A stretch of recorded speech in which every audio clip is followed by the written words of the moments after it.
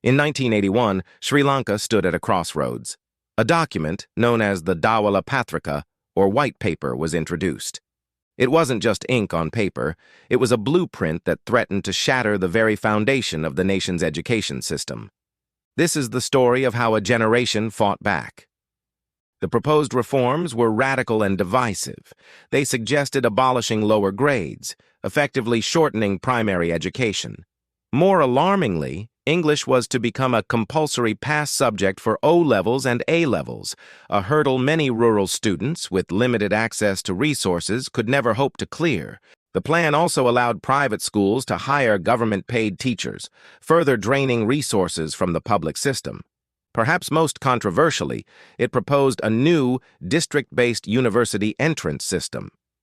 This seemingly fair idea was a double-edged sword, designed to favor students from urban, privileged districts, leaving those in rural areas with little hope of higher education.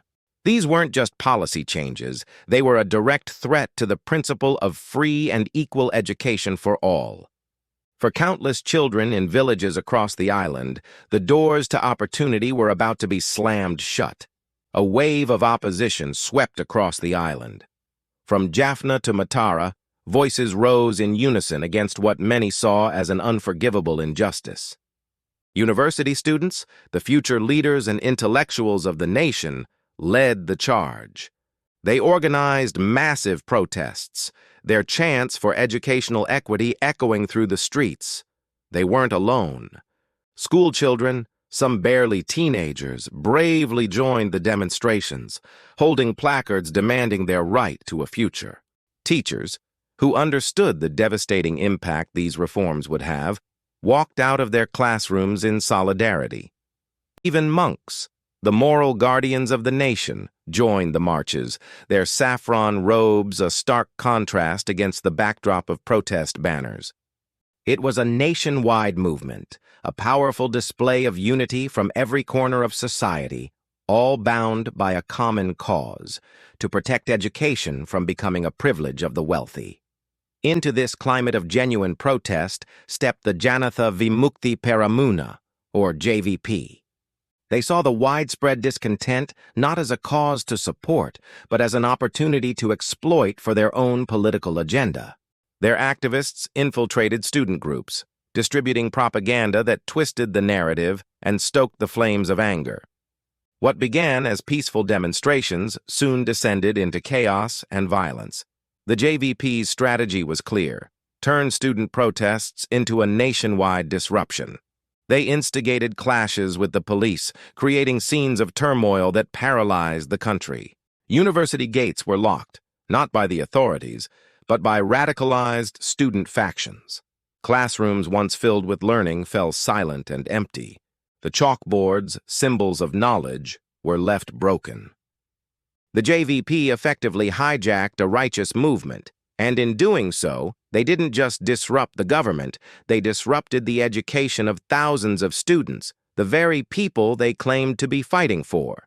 The consequences were devastating. For over 2 years, the education system was in turmoil. Schools were closed for months on end. Universities became battlegrounds instead of centers of learning. For students, especially those in rural areas, the dream of a better life through education began to fade.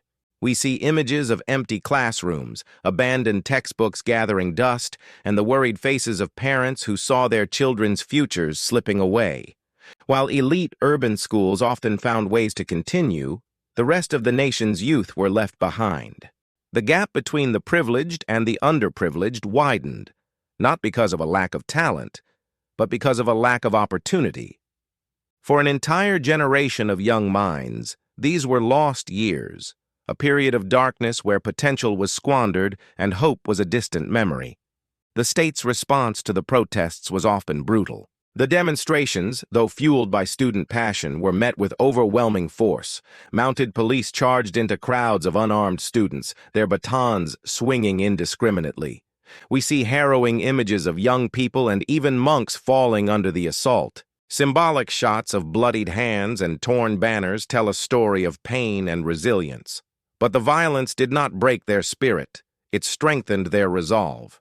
For every student who fell, more rose to take their place. The crowds grew larger, their chants louder. They were no longer just fighting against a policy. They were fighting for their fundamental rights, for their very future. Banners with the simple, powerful message, "Education for all," became their rallying cry. Despite the beatings, the tear gas, and the arrests, these students refused to be silenced. Their courage in the face of brutality became a defining chapter in Sri Lanka's history. In the end, the sheer scale of the opposition was too great to ignore. The government was forced to withdraw the Dhawala Pathrika. The reforms were defeated, but the victory came at a great cost. The years of disruption left deep scars on the education system and on the lives of the students who sacrificed so much. Looking back, we see the legacy of their struggle.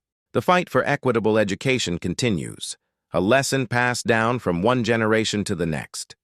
The archival footage of protests fades into scenes of modern classrooms where students study freely, a direct result of the battles fought decades ago. The memory of the Dhawala Pathrika serves as a permanent reminder of the importance of vigilance. As we look at a university today, peaceful and full of promise, we must remember the chaos that once threatened to consume it. Education is the light that shapes our future, but as this story shows, politics holds the power to extinguish it. The fight for knowledge is a fight that must never be lost. Thank you for watching. If this story resonated with you, please consider liking this video and subscribing to our channel for more content that explores the critical moments that have shaped our world. Stay curious,